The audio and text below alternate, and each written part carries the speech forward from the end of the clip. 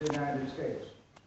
Ted and his wife Heidi live in his hometown of Houston, Texas, with their two young daughters, Carolyn and Catherine. My wife and I support Ted Cruz because we believe that Ted is our best chance to keep our rights under the Constitution. Without further ado, I'd like to introduce Ted Cruz.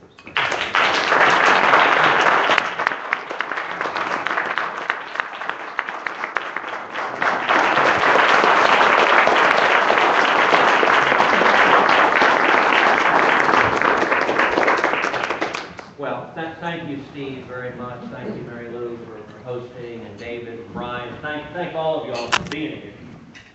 It is great to be back in East Texas. First of all, I'm going to lose the jacket and just visit a little bit with you. It is terrific to be back with so many friends. I'm going to start by telling you a story about John Roberts, our Chief Justice.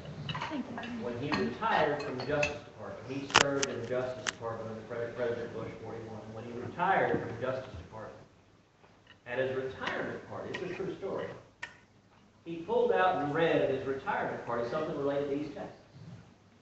And it was a transcript from an actual voir dire of a capital murder trial. And so, the voir dire is where they select the jurors. And this was a transcript where the prosecutor has a potential juror on the stand, and he's walking him through it. So John Roberts is reading the actual transcript. It says, Mr. Hughes, this is a capital murder trial. Are you aware of that? Yes, sir, I am. That's a very, very serious matter. Yes, sir, it is. You're aware that the defendant is convicted. If we convince you that he meets the statutory criteria for capital punishment, the result of this trial could be his execution. Yes, sir, I am. That's a very, very serious matter. Yes, sir. That's what we do down in Huntsville. Yes, sir, I was aware of it. Now, the question I want to ask you, before we can determine if you can serve on this jury, is if we demonstrate beyond a reasonable doubt that this defendant is guilty, if we demonstrate he meets the criteria for capital punishment, do you believe as a jury you could administer that punishment? Jury thinks for that. Well, I work Mondays through Fridays. But if we do it on Saturday,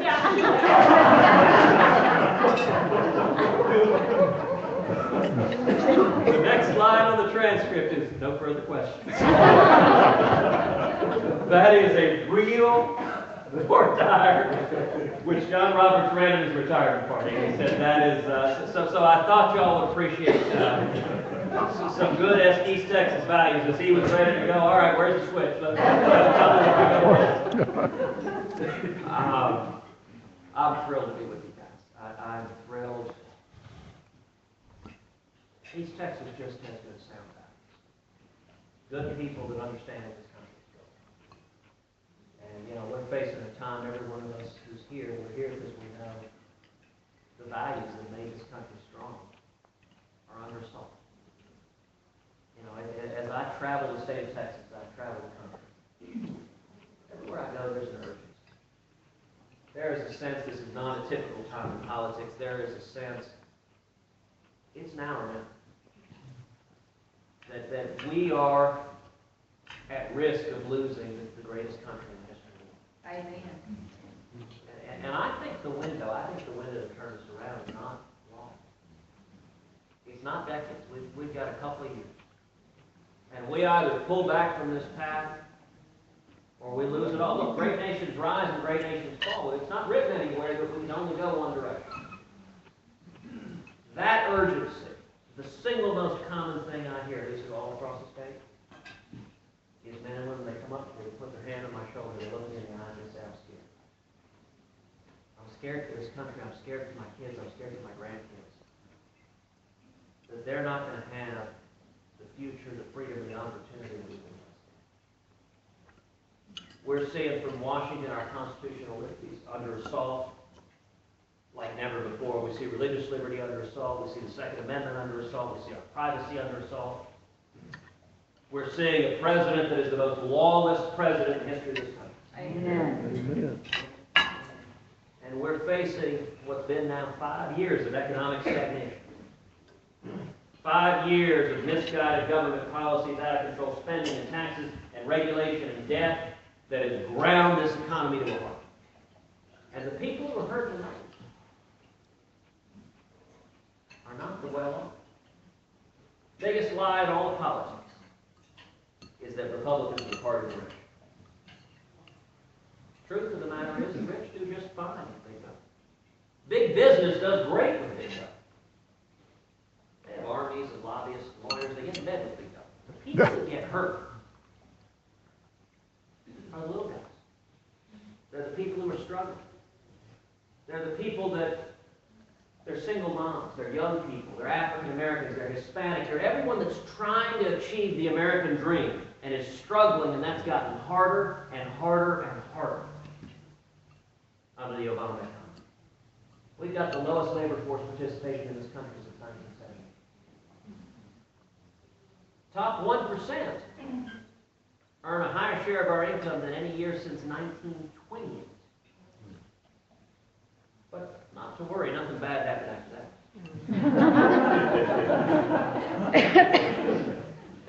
And so my view, let me tell you,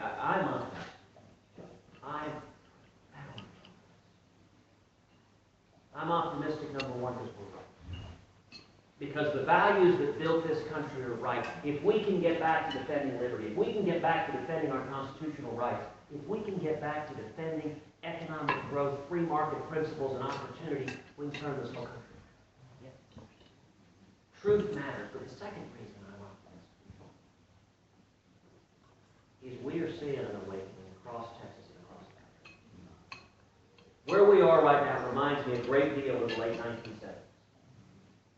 Late 1970s, y'all will remember, we had Jimmy Carter in the White House. Same failed economic policies, out of control spending, taxes, regulation. And you had the same stagnation in misery. Had the same feckless foreign policy. Right down to having issues with Iran. As our hostages languished there 444 days with a president who wrung his hands, unsure of what to do. And what happened in the late 1970s is we saw a grassroots movement, millions and millions of men and women across this country come together that became the Reagan Revolution. It didn't come from Washington. Washington despised Ronald Reagan. Remember, Reagan had primaried a sitting Republican president, Gerald Ford, in 1976. And they described him, they said, he's a crazy cowboy from California, he's going to lead us into World War II. He's not a team player. Ring a bell? I can't imagine how difficult it must have been to hear that said. And you know what? Reagan stood up and said, listen, this is not a team sport. The objective is not just to wear red sweaters or blue sweaters and get elected in office. Republicans need to stand for something. Amen. We need to stand for the principles that matter. And so Reagan didn't focus on Washington, he focused on the Americans. And the grassroots movement that swept the country came in, and in 1980 transformed this whole country. Since World War II, there are two 4-year periods where economic growth has averaged less than 1% a year. 1979 to 1982. And 2008 to 2012. Those are the only two 4-year consecutive periods where it's less than 1%. By 1984, 4th year of Reagan's presidency, anyone know what rate the economy was growing at? 7.2. 7.2%. From less than 1% to 7.2. What's the difference? If Barack Obama, coming into office, inheriting the same lousy economy Ronald Reagan inherited, had implemented the same policies, economic policies Reagan implemented, and the same growth that resulted, we would have today over 7 million new jobs. That's the equivalent of taking every single person who's unemployed in 46 of the 50 states and finding a brand new job for each and every one. it's possible, and it's possible quickly to turn things around. And the reason I'm optimistic is as I travel the country, I see it happening all over. I was asked outside, are you tired? I don't know. Now look, today, we started in Des Moines, Iowa. We flew to Dallas. We drove here. From here, we're headed to Tyler, then to Lufkin, then to Fort Worth, then to... Well... Today? Somehow our travel agent needs some work. I think they weren't looking at a map of Texas when they put that particular itinerary together. But let me answer the question. I am absolutely not tired. I'm invigorated. Because everywhere I go, people are waking up. They're waking up. We're seeing, look, a lot of people in this room were part of that Reagan Revolution, still bear the scars from standing up, and it is happening again. It's something y'all may not get the chance to see because you're not traveling around in the same way, but I get every day to go and see people standing up and waking up, and that is the only way we're going to do it. Is if the people stand up and hold Washington accountable. It's happening, and I'm encouraged by it. I'm encouraged by each of you. I'm invigorated by your passion for this country and your passion for me. And I'm honored to be with you. And with that, I'm happy to answer or dodge any questions you like. Do you see any awakening in either the Senate or the House as to what the president is actually doing? Or are they still just sticking to straight party line? A little bit. Well, it varies. Look, among Democrats, not really. Look, among Democrats, it is astonishing. If you look in the past, there have been Republican presidents who have used their power. The difference was when that happened, Republicans stood up and called him out. When Richard Nixon was corrupt, Republicans stood up and said he's corrupt.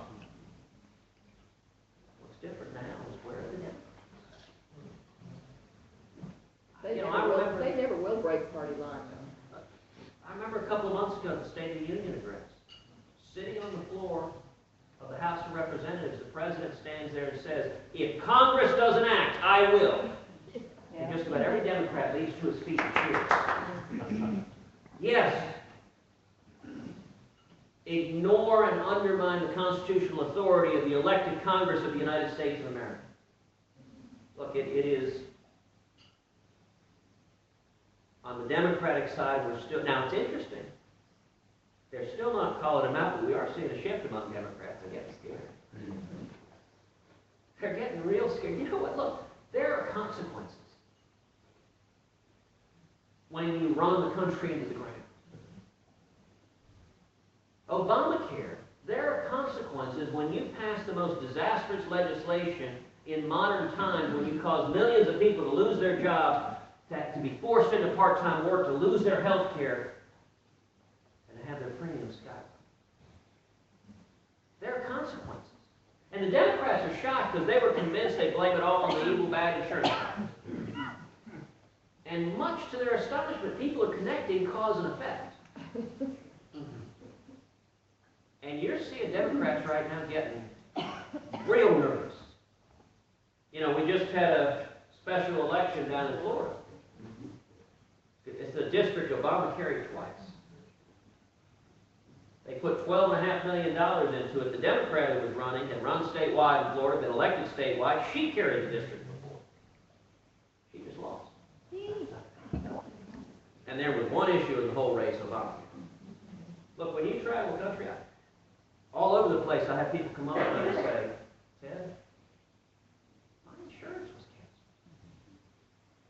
canceled. I've got a daughter with diabetes. What am I supposed to do? I'm scared.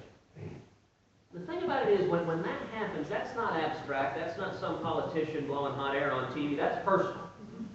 When you're messing with the health of your family, that's personal and real. But dear friend, as a cancer survivor, who still doesn't know if he's going to be able to continue to see his cancer doctor. It's still up in the air whether that's going to happen or not. You know, he went to have his last screening on December 31st because he was afraid, and he said it was packed. The office was packed of all these folks coming in to get Dr. Sorry, I don't know if you're seeing that here, but I mean, he said it was packed with people that wanted to go back because they didn't know if come January they'd be able to see the same doctor. Now, 6 million people, over 6 million people have had their health insurance canceled. Every one of them has friends, has family, has loved ones. You want to talk about a whole lot of people who this has suddenly become personal. So, I don't see the Democrats changing, but I do see them running scared. On the Republican side, I think we're seeing some people stand up. Not nearly enough. But it's why I devote my time and energy not to Washington. I think Washington. And listen, going back to the analogy of the late 1970s, Reagan didn't come up to Washington and try and convince them all he got to stand for something. If he could have sat in a room, he would have talked till his lips fell off. It was hopeless. What Reagan did instead is he went to the American people and convinced them, and when the American people rose up, there was a tidal wave that came into office. Now everyone's a Reagan Republican. But the path to that, you want to unify the party, and I want to unify the party, but I want to unify the party behind principles that matter. I'm not interested in being unified managing the decline of America. That's unity I can do without. And so if you look to Washington, you will be nothing but discouraged and dispirited. If you look outside of Washington, there's a whole lot of reason to be encouraged. Yeah. I wanted to give you a little feedback on your stand-up, and also I'd like to thank you for your YouTubes and the sound stream. That's one way to really get the message out. But the common message you have is we got to stand up. And in Tyler, we had one professor that walked precincts for like 6 weeks, 5 days a week, 4 hours a day, and he swung the vote wildly in those precincts. So I'd like to, if we do stand up, like he stood up, it's us that makes a difference. Congress and Senate can't do anything. I absolutely agree. I'll tell you, it was kind of interesting. A few of you all visited. There's a Wall Street Journal reporter who's traveling today, just kind of looking and talking to folks all around. And I'll tell you, the most interesting stop is we stopped on the way to get a cup of coffee and visit. I just ran into a couple of people who I didn't know who stopped me. And I sort of asked the reporter, I said, look, if you don't mind, just ask them what they think. They didn't come to my event. They're not at an event. They're just... And they stood up, and what they said, the reporter couldn't help but crack up laughing. You know, one fellow said, listen, it's just common sense. We should live within our means. You know, they say what Ted says is extreme. I think a $17 trillion debt is extreme. And the reason I was laughing is literally this is a group of 4 folks who I didn't know who just stood there, and every word they said, even the reporter was laughing. Well, that's exactly what you're saying on the stop. And I said, listen, all I'm trying to do is speak for people who are frustrated out of their minds and love this country. I mean, these are the principles we are founded on. So I'm doing the best I can to try to give a voice to people who haven't been being heard. And listen, no one cares what I have to say, but I care a lot what y'all have to say. And so I view the role that I'm trying to play is just energize and amplify the people, because that's the voice that can turn the country. Go ahead. What do you think it's going to take to get and this is kind of outside your wheelhouse, it's more in the House of Representatives, what is it going to take to get them to reestablish their constitutional power over the other branches? We keep pushing farther and farther into this king situation and away from that president of the republic. Why is it the Congress refuses to take up the power that they have to manage the republic? They abdicate everything they do these days to this quasi-king. There are a lot of complicated reasons. I'll give you 7. Probably the biggest is the Senate inherited. Harry Reid is the #1 defender of Barack Obama. Harry Reid shuts down the Senate, so prevents any hearings of oversight, prevents any vote. And one thing the majority leader can do almost to an unlimited degree is prevent votes. He can't always get something passed, but he can stop anything from coming up, and he has almost total control over the floor. As a consequence, the Senate is shut down. Look, Congress together, Article 1 gives more power to Congress than to the President. Absolutely. But only if it's exercised, and as long as half of Congress, the Senate, is stuck in the mud and unwilling to move, then Congress doesn't exercise its oversight. Now, there was an irony just a couple of weeks ago. Y'all may have seen Dianne Feinstein come out all ticked off the CIA is spying on the Senate. Now, my response, I went and talked to some reporters. I said, listen, if this is true, we need to see what the facts are. I don't want to rush to judgment. Let's see what the facts are and what they did. But if it's true, it is a gross violation of separation of powers and the respect that one branch of government owes to the other. But I said, if it's true, the fault for it lies with Congress and all the Democrats that stood up on their feet and cheered when the president said, I'm going to act and go around you. See, I'm a little different. I see most of the responsibility falling on Congress. I don't blame Barack Obama for health care issues. I don't blame him for economic issues. It originates in that House. I have issues with the fact that they abdicate their power to this quasi-king, which is not the design. Well, I'll tell you, listen, Where's the on the impeachment House procedure? side, the House, I think, should be much, much more effective in engaging in oversight. They are doing a little bit, but they ought to do 100 times more. And I have called for that aggressively. From my end, what I've tried to do, so I'm the ranking member on the Constitution Subcommittee, Senate Judiciary. So we put out a series of reports chronicling the lawlessness of this administration, walking through chapter and verse. And I am endeavoring through every means possible to highlight the lawlessness and to say, listen, we've never had a president who picks and chooses which laws to follow like this. And that ought to trouble everyone, not just Republicans, Democrats, Independents, Libertarians, anyone who believes in liberty ought to be troubled by an imperial president. Let me quote Jonathan Turley. He is a liberal constitutional law professor, voted for Barack Obama in 2008. Professor Turley testified before the House of Representatives. He said, President Obama is the embodiment of the imperial president. And he went on to say, Barack Obama has become the president Richard Nixon always wished he could be. That's from a liberal law professor, but you know what? You don't see any Democratic members of Congress. I think the key is to take the case of the American people. I think November 2014 is going to be a very strong year. I believe Republicans are going to take the majority of the Senate. We're going to retire Harry Reid as majority leader. Oh, well, that'd be great.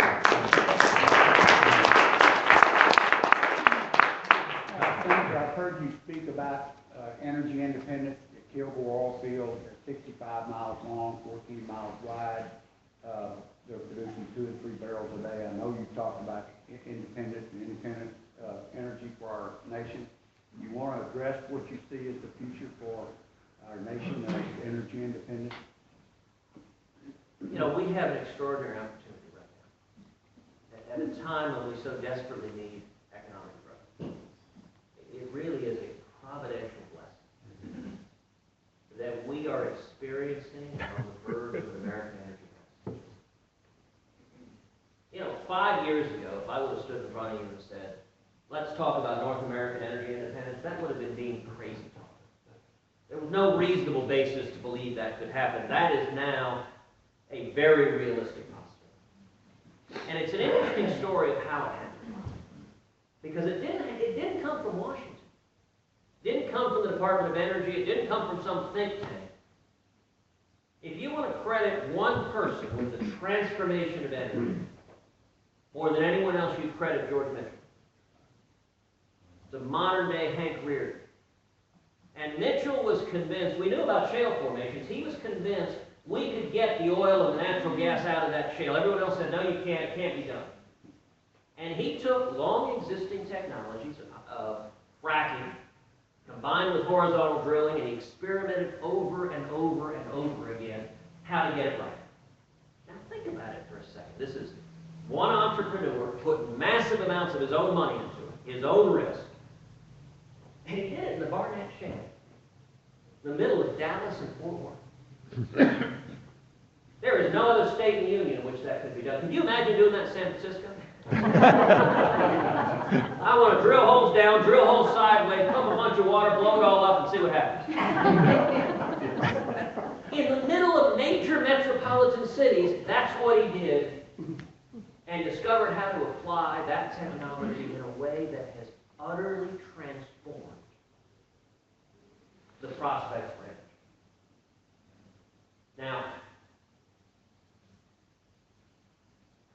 energy has the potential to turn this country around, but the number one thing that can screw it up is the federal government. So I'm introducing legislation called the American Energy Renaissance that does two important things. Number one, prevents the federal government from screwing it up. Just keeps the federal government out of the way. I believe in all of the above. It stops the war on coal. It stops the EPA from coming in and shutting down development. It opens up the exports of crude oil and liquid natural gas. And then number two, it opens up federal lands and reserves to more exploration.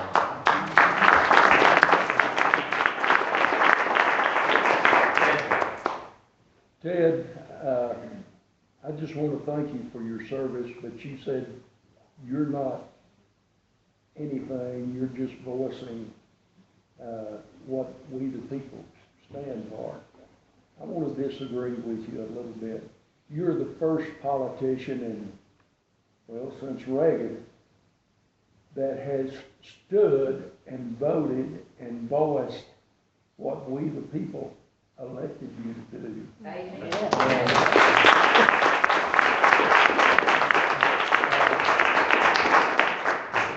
And your voice is so important because everybody is recognizing that. We need you to support the conservatives here in Texas and a couple of Senate races.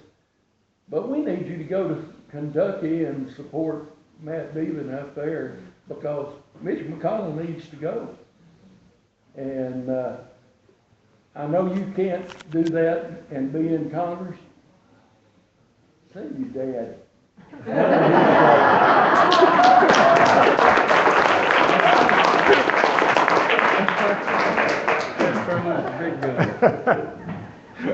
You know, I gotta say, my dad thinks I'm a little quiet and shy.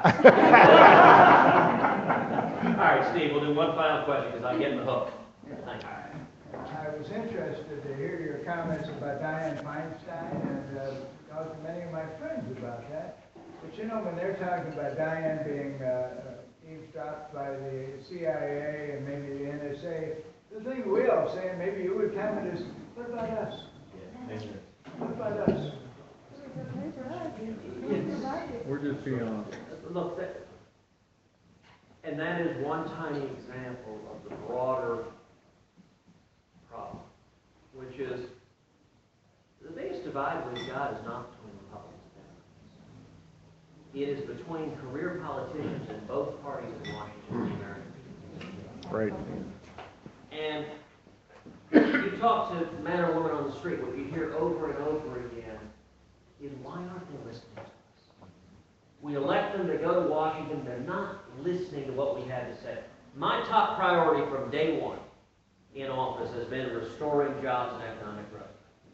And the reason is simple. You travel Texas. Doesn't matter, you can be in East Texas, West Texas, the Panhandle, or the Valley. The number one priority of Texans is jobs and economic growth. And if you simply listen to the people who elected you, listen, I understand very well. I don't work for the party bosses in Washington. I work for each of you.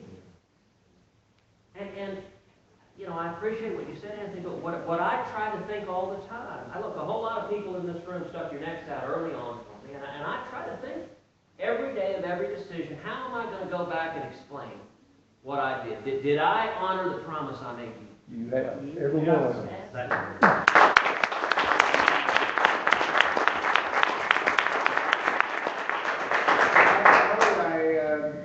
We've gotten the signal that it's time for you to schedule. And, on behalf of all of us here in East Texas and Longview, I'd like to thank you very much for your hard work and keep it up. And so thank you very much.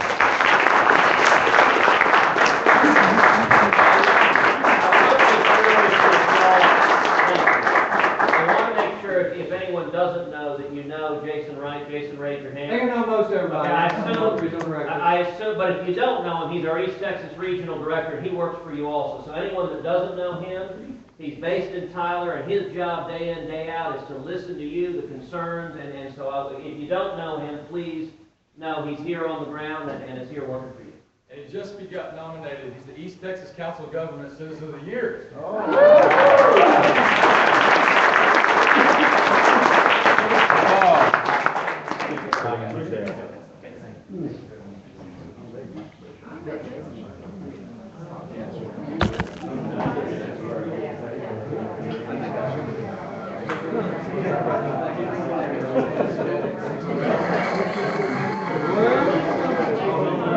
So what do we do about the top?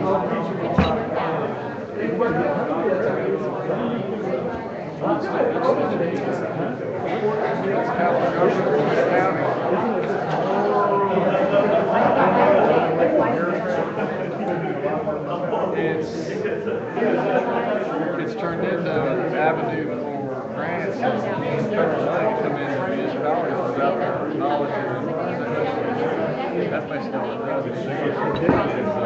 Administer And grants. I don't mean to say he wasn't sincere about that. That's However, Agenda 21 driven.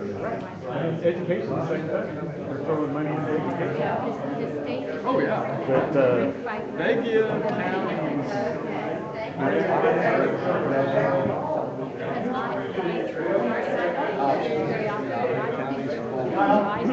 The college is using Dallas with and Eastern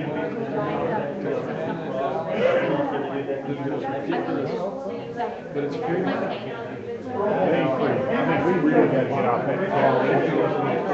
They come and all that.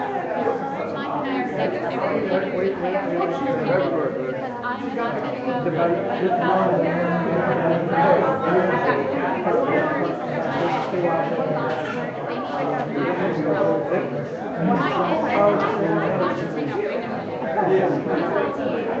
I'm